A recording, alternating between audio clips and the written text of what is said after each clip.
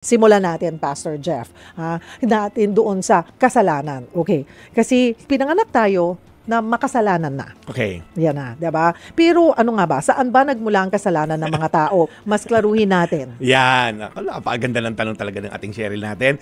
Alam niyo po, unahin mo natin, ano ba yung sin? Ang ganda po, very short lang po itong explanation, description po ng sin ni Wayne Grudem ng Systematic Theology. Sabi po niya, sin is any failure to conform to the moral law of God in act, attitude, or nature. So tatlo daw po. Ganito lang po kasimple yan. Gumawa ang Diyos ng mundo. Okay, the whole universe, lahat nag-create siya. Ngayon, siya may karapatang magtatag ng mga pamantayan doon sa kinrate niyang mundo. Correct? Ngayon, kung ayaw mong mag-submit sa pamantayan niya, di mag-create ka ng sarili mong mundo. Ganun lang simple yun eh. So kumaga, sa bahay niyo, may pamantayan na magulang niyo, ayaw mo sumunod, lumabas ka ng bahay. So simple lang si God. Nag-create ako, He is a moral God. So meron po siyang moral law. Okay? At pag sinabi pong sin, sumablay tayo to conform in act. Ibig sabihin, sin is not just wrongdoing like stealing, lying, murder. Sa attitude din po, yung hatred, pride. Di ba? Hindi naman nakikita yan. Jealousy. Alright? May greed ka. Hindi naman nakikita yung greed eh. Pero dun sa attitude na yon, you're sinning. And pangatlo, sin is also part of our sinful nature. Meaning to say po, ito'y mahirap lunukin. The moment we are born, nakaakibat na po. The Bible says, through one man, Adam, sin entered the world. Kaya nga alam mo, Cheryl, hindi mo kailangan turuan yung anak mong magsinungaling. I have two grown-up daughters. After nung mama, papa, ang third word na tinuturo nyo sa anak nyo, share. 1-year-old, selfish. Nagulat ako 2-year-old na bata, ayaw mag-share ng toys. Pero pag binigay mo, I'll give you a good toy, a better toy, brand new toy, isa-share. Sino nagturo sa 2-year-old na maging selfish? Ano naman tinuruan ng magulang? Yeah. Anak, ganito pagiging selfish, huwag ka mag-share. Oo. Ba't nagsisinungaling ang bata, 2-year-old? Sino nakabasag ng flower base? Walang nagturo kasi po, we sin because sinabi dito ni Wayne Grudem, by nature. While you're sleeping, you're actually sinning. Ito mahirap lunukin, Cheryl, kasi sabihin, yung mga bata, walang kamuwang-muwang, makasalanan. Ibig mong sabihin, pinanganak pa lang or hindi pa nga pinapanganak, sinner na? Yeah, sa Psalm 51:5, nakasulat po yan, malino po. Sabi ni King David, I was born a sinner the moment my mother conceived me. The moment po yung similya ng tatay nyo at yung egg cell ng nanay nyo nagsama, nagkaroon ng heartbeat, sinful na po yon. Kaya po si Jesus, hindi kailangan ng similya ni Joseph. Si Mary po ginawa lang sisidlan. Kaya ang galing, Cheryl, ng Bible. Ito, very clear to para yung theology nyo tama. Sabi sa Bible, Joseph did not have sex with Mary until the baby Jesus was born. Bakit? Kasi po kung nakasingit si Joseph, while buntis si Mary, nagkaroon ng similya ng lalaki, and then Jesus would have been a sinner. As well. Kasi po, pagka merong sperm cell ng lalaki at egg cell ng babae nagsama, since Eva at Adan nagsimula, kaya yung joke ko dun sa video, hindi naman actually joke yon, half truth at dahil nag-joke ako na kung may pusod ka, makasalanan ka. Ibig sabihin, kung pinanganak ka. Si Eva at Adan lang ang hindi sinner sa simula kasi nga, hindi naman sila pinanganak. Sila lang po yung morally neutral na tao, si Eva at Adan. The moment po nagbuntis na si Cain, si Abel, sa natutunan ni Cain pumatay, yung murder, sa sinful nature. So, sin is defined by God because He is the one who created the universe, lahat. So, siya rin may karapatang magtalaga, ito yung moral code ko because I'm a moral God.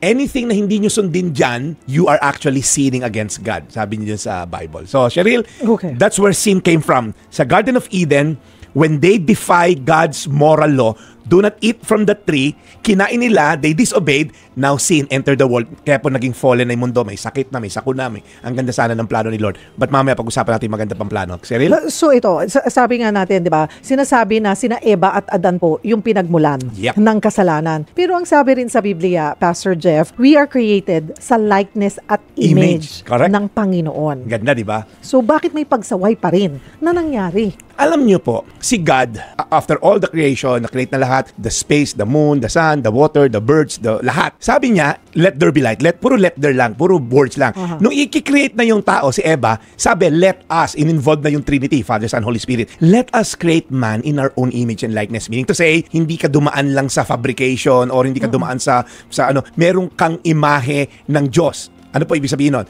We are thinking people. Ibig sabihin, kaya mo mag-comprehend, you have this creativity in you, you are spiritual in nature. Meron po tayong spirit, body, soul, and spirit. And not only that, Cheryl, He longs to have a genuine relationship with us. Gusto niya magka-relationship sa tao. Now, for any relationship, a genuine love to exist, you must have a choice. Binigyan po tayo ng free gift of free will. Ibig sabihin, Cheryl, hindi niya ginawang robot si Eva at Adan. Otherwise, ganito lang to. Eva, Adan, po-program ko kayo, huwag niyong kakainin tong fruit na to, good of knowledge and good of evil. Sa itong tree of life. Yes, God, hindi namin kakainin, and then lalakad lang ganon. So, pag walang choice ang tao, walang genuine love. Ganun niya tayo kamahal. Ganun niya tayo kamahal na binigyan kanya ng free will. Will you love me or will you disobey me? Otherwise, robot na lang tayo. Walang naiwan niya sa dirty old man na 90 years old na may shotang Miss Universe binibini Pilipinas na 28 years old pero sarado kandado gwardyado, yung SIM monitor ang location, tapos magre-report ka every 5 minutes. So walang genuine love doon kasi controlled mo yung babae. Wala siyang choice. Kaya lang, may condo, may BMW, may ganyan, naka Louis Vuitton and all.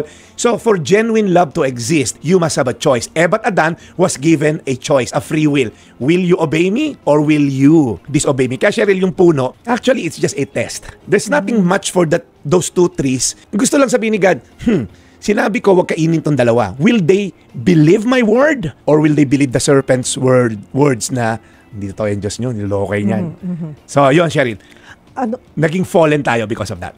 Ano ang kabayaran sa kasalanan, ng kasalanan? Paano tayo maililigtas sa nangyaring ito? Well, simple lang po si God. Kinrate ko to, nandito yung mga pamantayan ko. Kung ayaw nyo sundin yan, then merong mga consequence yan. Sabi po sa Bible, for the wages of sin is death. Ang kabayaran daw ng kasalanan ay walang hanggang kamatayan. So, kung kayo po ngayon ay nakikinig at parang feeling nyo, Pastor Jeff, kung makasalanan tayong pinanganak at ang kabayaran pala ng kasalanan ay kamatayan, so hopeless pala tayo lahat. Para tayo nasa Titanic na boat na may butas, na lahat tayo mamamatay na rin naman. Nadidelay lang iba sa inyo dahil matagal mabuhay, pero come to think of it, 72 lang average lifespan ng Pinoy according to World Health Rankings. Alright, on the average, mamubuhay tayo ng 25,500 days. 50 na ako, di meron na lang ako 7,000 days. So yung buhay dito sa lupa, one day you will end, okay, yung buhay mo, and we're all headed to hell.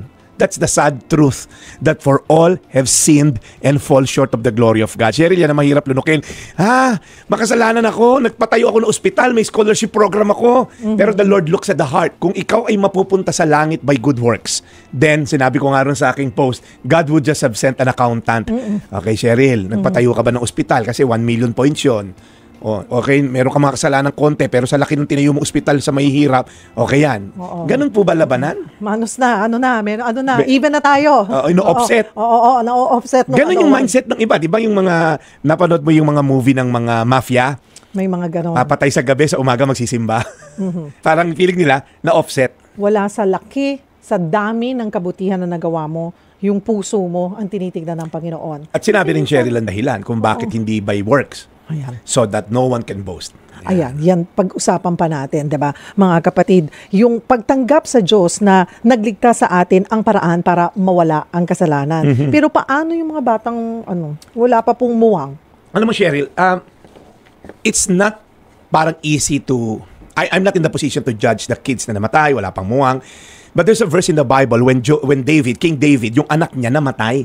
Yung anak niya kasi na yon, nagbunga yon sa kasalanan because kinuha niya tong si Bathsheba, may asawa, pinapatay pa niya yung asawa. So ito si King David, yun yung isa sa mga darkest moments niya. And yet yung anak niya na pinanganak, nagkasakit. And then sabi ni David, Lord, buhayin mo naman to, maawa ka sa bata. Hindi pinagdasal niya, nag-fasting siya and all. Pero at the end, namatay din yung bata. You know what he said? Hindi mo na ako makikita dito sa lupa, pero one day makikita naman kita sa langit. So what David is saying, maybe the Lord judged the kid, the baby, in all his wisdom. Alright? So, I'm not here to say lahat ng mga namatay na bata sa impyerno din. But one thing is for sure, it's only through Jesus Christ anyone will be saved. Sabi niya, I am the way, the truth, and the life. Okay? So, no one goes to the Father in heaven except through me. So, napakalinaw po ng batayan paano mapunta sa langit. It's only through Jesus Christ. Now, paano, Pastor, yung mga nandun sa tribo ng mga bundok ng tralala na wala namang misyonaryong nakarinig? Hindi ko alam. Kasi unang-una, you're saying na parang lahat dapat iligtas ni Lord. Hindi po ganon. We're only saved by grace. Kung merong hindi gustong iligtas si Lord, nasa Kanya na yon. So kaya nga po, by grace. We are saved by grace. Paano ba yon ginagawa? Paano mangyayari yon? Paano tayo... may magandang kwento mamaya dyan. Paano tayo masisave ni Lord? Hindi lamang pala enough yung mga kabutihan na ginagawa natin para tayo masave ng Panginoon. or by grace. At ituloy po natin ang ating kwentuhan. Sabi nga po natin, ang hugot natin dito ay dahil doon sa nag-viral na video ni Pastor Jeff Eliscopides sa face-to-face kung mapupunta ka ba sa langit or hindi. At sinabi niya doon na hindi sapat. Hindi po natin sinasabing hindi ka na gumagawa ng mabuti pero hindi sapat na gumagawa ka lang ng mabuti. Yan po. Ayan, Pastor Jeff, ang kabayaran ng kasalanan, pagtanggap sa Diyos na binayaran na niya ang ating mga kasalanan. Ibig sabihin ba nun, hindi paggawa nga ng mabuti ang solusyon po dito? Kasi, di ba, parang, okay, nagkakasalanan ako, andyan na si Jesus Oo, siya na bayad nga, na. siya na nga ang Savior, siya na nga nagbayad ng aking mga Utang. kasalanan. Yes, oo.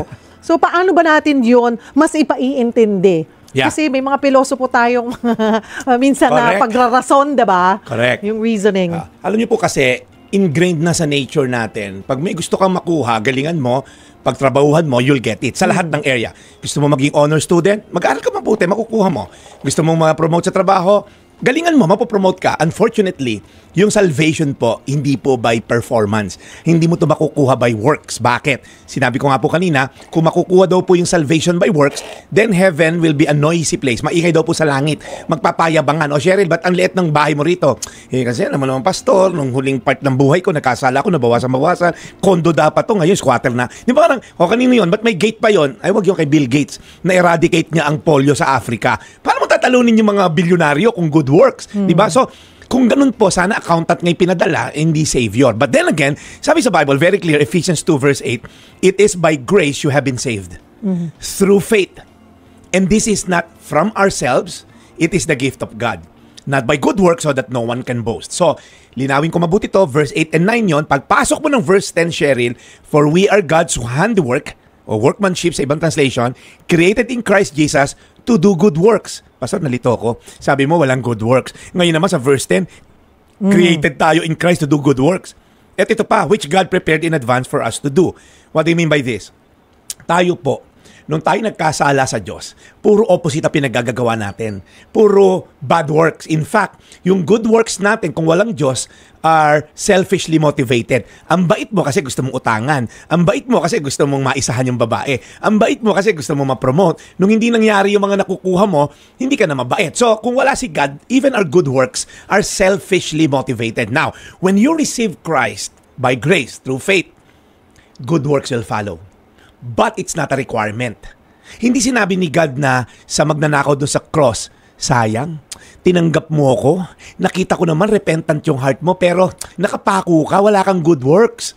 Sana man lang, makadalawa ka man lang good works, makatanggal sa yung pako na yan, makagawa ka dito sa lupa ng good works. Pero hindi po, sinabi ni Jesus, today you'll be with me in paradise. So, there's a sense of repentance, ang ibig sabihin ng Cheryl, pagtalikod sa kasalanan. So, yung pong pananampalataya mo sa Diyos should lead to turning away from sin and turning towards God. So, mahalaga rin, yun, kasi maraming pilosopo, Cheryl, na nag-bash sa akin. Ay, di, pag mamamatay na ako, doon na ako sa... Doon na lang ako doon ko na lang tatanggapin si Lord. Kaya po, sinabi ni sa Romans 10 verses 9 to 10, if you confess with your mouth that Jesus is Lord, tinanggap mo sa puso mo, Lord, ikaw na talaga, ikaw ng Diyos ko, tatalikod sa kasalanan. At meron pa isang requirement, and believe in your heart. So, kunyari, mamamatay na ako. Sabi ng doktor, meron ka na lang 10. Dok, 10 days? Hindi. 9. 8. 10 seconds na lang pala, no? So, if tingin mo maloloko mo si God, gagawa ka ng kalokohan all your life, and then pag mamamatay ka na, nung sinabing stage 4 cancer ka na, 1 week to live, magpapakabait na ako, Lord. Okay? Kunyari, tatanggapin na kita. No. If you confess with your mouth and believe in your heart, I don't think maloloko natin si Lord na by just saying, oh Lord, tinatanggap na kita, masaya ka na ba? Sabi ni Pastor Jeff, tanggapin lang kita. No, the Lord looks at the heart, and I believe that man on the cross na kasama ni Jesus, tiningnan niya yung puso. If given the chance mabuhay to, he will live according to his purpose. Sabi dito, verse 10, we are God's workmanship created to do good works. So Cheryl, good works is a fruit of salvation, not the root of salvation. It's a mark of salvation, not a means to salvation. Magkaiba po yun, ha? Ako po, I do a lot of good works. Hindi para maligtas. Ligtas na ako. So parang, I offer my body as a act of worship kay God by doing good works. May nambasa sa akin sa Facebook, ang dami. Pero pinag-pray ko na lang. Kasi sabi sa Bible, pray for those who persecute you. Kung hindi pa ako born again, malamang pinagmumura ko. Pinatulan mo na. Pinatulan, pinagmumura ko rin. Kapal na mukha nyo. Gusto ko lang dito, views. Kumita naman ako ng few dollars doon. Okay, joke. So, Cheryl, yun ang mahalaga. So, napakahalaga ng grace. Of biyaya. Ano you po? don't deserve it. Oo. Na hindi lahat nabibigyan ng biyaya o ng grace ng Panginoon. Ito yung hindi matatawarang pabor, no? The way I understand it, Pastor Jeff, ay hindi ito yung matatawarang pabor at awa ng Panginoon na ibinibigay ng walang bayad o kapalit. Ganun si Lord eh. Kasi pag pinagtrabahuhan mo, entitled ka. Ano ka, God? Nagtayo ako ng orphanage. Hello? Tapos punta mo ako impyerno. So, when you can work for your salvation, you will become entitled. Pag grace, ano yung pagyayabang mo kay Lord? Papunta ka impyerno, niligtas ka, bumabay anak niya to die for you. Your natural response is to be thankful and love others. Lahat ba ng tao, or in a way, paano malalaman ng isang tao na grace yun ng Panginoon? That grace comes from God. Kasi minsan, Tama. hindi eh. Diba? Parang, paano yun? Paano madidistinguish na, this grace is from God? Alam mo, Cheryl, napakagandang tanong niya. Alam niyo po isang evidence that we have the Holy Spirit in us, transformed life. Yung buhay mo, di ba sabi sa Bible, to those who receive Christ, the old is gone, the new has come. Di ba po? Body, soul, and spirit. By spirit, ano tayo? We're dead in our spirit. Kaya nga sabi sa Bible, hindi mo lalapitan ng Diyos kasi you're dead. Physically, buhay ka, gumagalaw ka. Pero yung spirit mo, patay. Hindi lang dormant, patay. We're dead in our sin. Pag na-born again ng tao, yung tinatawag na, again, medyo malalim na to, I need your thinking cap dito, regeneration, binuhay niya yung spirito mo. Yung dating patay na spirito, binuhay niya, pinalitan niya ng Holy Spirit na nasa puso natin. Then all of a sudden, bakit minura mo ako? Ba't minahal kita? Bakit hindi na gumagawa ng masama ngayon? Ba't di na ako nagdadaya sa tax? Bakit ikakainin ko na lang, binigay ko pa rin sa pulubi sa labas? Kasi nga po nabuhay na yung original design sa'yo ni Lord. Kaya malalaman mong grace, Cheryl, based on your question, meron kang puso na binago na ni Lord. Alam nyo, I just realized now, I just remembered, and ang grace po, pag tinagalog mo yan, biyaya, di ba? Hindi po literal na biyaya yan na, blessing.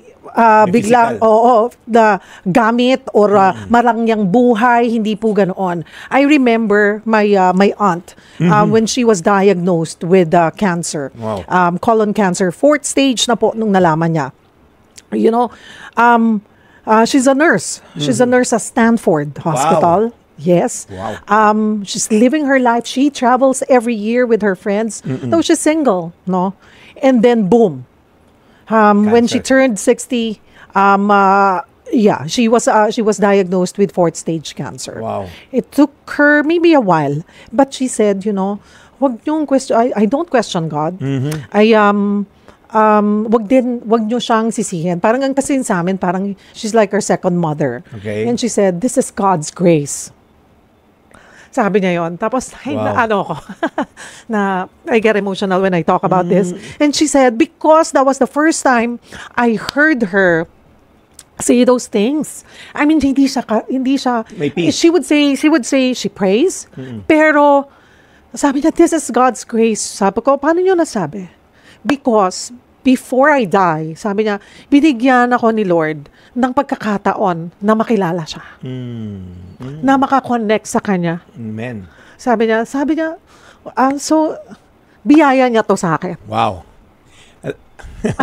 Yeah. So, hindi sa lahat ng magaganda, mararangya, magagaang na pagkakataon mo lang mararamdaman ang biyaya ng Panginoon. Yeah. May maganda sinabi si Ate Cheryl dito kasi nga po, minsan, parang feeling mo, hindi ako blessed ni Lord. Kasi wala kang material na bagay. Kaya pag tinignan mo yung 12 disipulo niya, even yung pumalik kay Judas, diba? Si Matthias, lahat yon ang worst ng pagkamatay. Pinugutan ng ulo si Paul, pinako ng patiwarik si Peter. So kung isipin mong, ay, hindi ako blessed kasi dami kong suffering at hardship. Ha? Yung mga disipulo mismo na direct kay Jesus na dapat ina-expect natin. Sana yung mga disipulong iniwan niya, yumaman, rumangya ang buhay. Ang grace po ni Lord goes beyond just the physical blessing. Siguro, some of you are blessed with this grace sa negosyo and that's great. Pero the greatest manifestation ng grace ni God is eternal life. Yung buhay mo, hindi lang dito sa lupa, katulad ng tita ni Cheryl, ano lang to, physical lang to. 80 years maximum ang buhay dito. Ang kapalit, pag ikaw ay tumanggap ng grace ni God, eternal life. Kaya ikaw na nakikinig ngayon, na parang feeling mo ang sama ng Diyos, parang feeling mo ang layo ng Diyos, ba't kami pa binigyan ng cancer, ba't nanay ko pa ganito, ba't kami mahirap, ba't yung mga masasamang kapitbahay ko, drug lord, gambling lord, ang yayaman. Hindi po basihan ang financial at social status sa blessing ni Lord. The greatest blessing, meron kang peace, meron kang joy, di ba? May patience ka, may yung fruit of the Spirit, yung shampoo na fruit of the Spirit sa Book of Galatians. So, makikita nyo po, ang grasya ng Diyos ay evidence sa isang tao, unang-una, may peace. Parang, saan ang gagaling to? Mahirap lang kami, pero alam mo yon, magulong paligid, magulong mundo, magulong bansa natin, pero may peace. Alright? Pangalawa po, hindi lang peace, yung love. Yung love na hindi mo maintindihan, kaya mo magmahal ng mga taong kaaway ka, kaya mo magpatawad ng mga taong hindi mo patawad. So, pag meron kang mga attributes na ganito at characteristic ng buhay mo, nababago ka from the inside out. And it's the greatest joy po na ma-experience. May peace, may love, may joy, despite the circumstances. So, eternal life starts the moment you receive Christ. Yes. Amen. Hindi mo kailangan mamatay. No. And once you received it, whether you're dying, hindi mo kailangang umabot sa when you're dying na. Pag ngayon po, once na tinanggap mo ng Panginoon, tuloy-tuloy na yan eh. Hindi mo na ka-questionin kung ano yung nangyayari sa'yo. Hindi mo ka-questionin ng Panginoon, ngunit tatanggapin mo at hihingi ka sa Kanya pa ng guidance na bakit ito nangyayari. Pero hindi mo ka-questionin na, bakit ka naman ganyan, Lord? Diba? Kasi alam mo na parang andyan siya. Hindi Kanya pababayaan. Amen. Nandoon yung kampante, yung loob mo, you're at peace na ano man yan, nandyan lang si Lord. Ano man ang kahinatnan ko, it's His will. Amen. At pagtanggap mo ang Panginoon, tanggap mo lahat yan. Yeah. And I think that's how she was eh. And talagang, talagang she was at peace. And I was so grateful and thankful to God na yung at sa last days niya, milagro pa rin yung pinaramdam niya sa amin. Yung kanyang kabutihan, yung kanyang biyaya. You know, at fourth stage cancer. Sabi sa kanya, kailangan hospice na siya because there's nothing that they could do. Yeah. But because she worked sa Stanford Hospital for so long, so sabi namin, sabi ng sister ko, magaling makipag-negotiate yung kapatid ko eh. Kasi dinadala na sa hospice, parang, how can you let her go? Yeah. Na parang she served there for 30 years and few days na lang, ba't kailangan nyo pa siyang ipadala sa hospice? So, yung mga kasama niya sa trabaho, ginawa ng paraan para makapag-stay siya doon. You know, wala na siya. No water, nothing. It's all pain reliever. Kasi ang pakiusap lamang niya is, ayoko lang ng pain. So dahil nga, she's going there, kahit na hindi na dapat, every 30 minutes, talagang morphine. Wow. Wala na siyang iniinom, kinakain ha. And before siya mawala of her, sabi ko yung hinga ako, me, it's beautiful lahat. That chance, sabi niya, sa lahat ng bagay, magagandang bagay. Alam niyo Iba-ibang paraan, pinaparamdam yan sa atin ng Panginoon. Alam mo, ang ganda ng testimony. Thank you for sharing that, Cheryl. To sum it up, before tayo mag-commercial, I think, yung na-experience ng tita po ni Cheryl is, itong buhay dito sa lupa ay temporary lamang. Sinabi ni Apostol Pablo yan. Given the chance, sabi niya, I'd rather be away from this body and be in the presence of God. Kasi the Bible says, in the twinkling of an eye, when we die, we're gonna be with our Creator. Kung sa langit ka, of course. Kung sa impyerno ka, ganun lang din. So, ang ganda ng choices na ino-offer sa atin ni Lord. Gusto mo ba yung feeling mo, magpakasasa ka dyan sa lupa, isagad mo lagi, pagiging makasalanan mo, lahat ng 6 senses o 5 senses mo, isatisfy mo yung gratification ng senses mo kahit na immoral at illegal, or tanggapin mo yung grace ko. And I'm gonna give you a lifetime, eternal life of joy, peace, and happiness. Ganda, Cheryl. Amen. Ganda po. Amen. Ganda. Thank you for sharing your tita's parang last minute here on earth. Amen. So, yun na nga, Pastor Jeff. And this is my MX3 story. Daryl, Sa huling bahagi na po tayo ng ating programang Sagot Kita, Sagot Tayo ni God. Napakaganda po ng ating pinag-uusapan. Susi kung paano po tayo mapupunta sa langit. At yun nga po, huling salita, Pastor Jeff, huling paalala po sa atin para mas klaro yung, minsan kasi tayo, di ba, doon sa nakapanood ng video mo or pag nag-uusap amongst friends na parang, ay, di ka mapupunta sa langit. Ay, ako mapupunta sa langit. Who are we to say that? It's only God's Kaya kasi naging controversial yung dahil tinanong, yung homosexual ba mapupunta sa langit? Yung mga nagpa-practice ng homosexual. So, but then I put it on a general statement na kahit bading, tomboy, lahat tayo, kahit na ikaw nanlalalaki, nang bababae ka naman, babaero kang lalaki, ganun ka rin, sinungaling ka, we're all on the same boat. I am on the same boat. So lahat po tayo makasalanan, but praise God, Jesus came, sabi niya, it is finished. Tapos na siya pagbayaran ng mga kasalanan mula kay Eva at Adan all the way sa mga gagawin ng pangkasalanan in the future. Kaya ang key lang po is if you confess with your mouth that Jesus is Lord. Pag tinanggap mo si Jesus bilang iyong tagapagligtas, inamin mo makasalanan ka, acknowledgement of your sin. Now, believing in the Lord Jesus Christ and repenting from your sin, the grace of God will abound. Kaya ikaw na nanonood ngayon, pwede ba ako ma-sure mapunta sa langit ngayon? Ikaw na nagda-drive ngayon dyan sa Grab na yan? Yes. Paano? Magsisi ka sa mga kasalanan mo, tanggapin mo ang kapatawaran na inoffer ni Kristo, and then just experience the grace of God. Mag-overflow sa puso mo. You'll have that sense of peace na, okay, hindi ko pala kailangang pagtrabahuhan to. It's free. It's by grace. And then, once you receive it, your life will become transformed, and then good works will just follow. It's an act na sumunod dahil saved na po tayo. And it's also a validation na totoo yung paniniwala mo dahil nabago talaga yung buhay mo. Now, before we read lang sa mga winners, I just wanna tell everyone, mamaya po, magpe-pray tayo kung sino gustong tumanggap kay Kristo. Well, gawin na natin ngayon. Meron pa naman tayong 5 minutes. I'll pray for a minute. Kung ikaw ngayon nakikinig, nasa taxi ka, tabi mo muna, okay? Kung ikaw nakikinig ngayon at gusto mong sabihin, Pastor Jeff, parang ready na akong tanggapin si Jesus bilang aking tagapagligtas. Why don't you take this time, whether papanoorin mo pa to later on, mga na-recorded mo na ito mapapanood or ngayon live, why don't we take this time, pikit mo mga mata mo, at sabihin mo, Panginoong Jesus, inaamin ko po na ako'y makasalanan. Subalit ngayon, ako'y nagsisisi sa lahat ng mga ito. Tinatanggap ko ngayon, Jesus, ang kapatawaran na ino-offer mo sa akin. Salamat sa iyong pagkamatay sa krus. Ako'y nabigyan ng buhay. Simula ngayon, Jesus, tinatanggap ko ang salvation na in-offer mo by grace. Hindi ko ito pagtatrabahuhan, dahil hindi ko naman to kayang kitain. Lord, today, I repent from all my sins and I now place my trust in you alone for my salvation. I receive you today, Jesus, as my Savior. In Jesus' name, amen. Amen. Amen. Amen. Congratulations po sa mga tumanggap. I-message nyo lang ako, PastorJeff.ph sa Facebook. Pastor, tumanggap ako sa'yo na kanina. So, mag-usap tayo. Cheryl?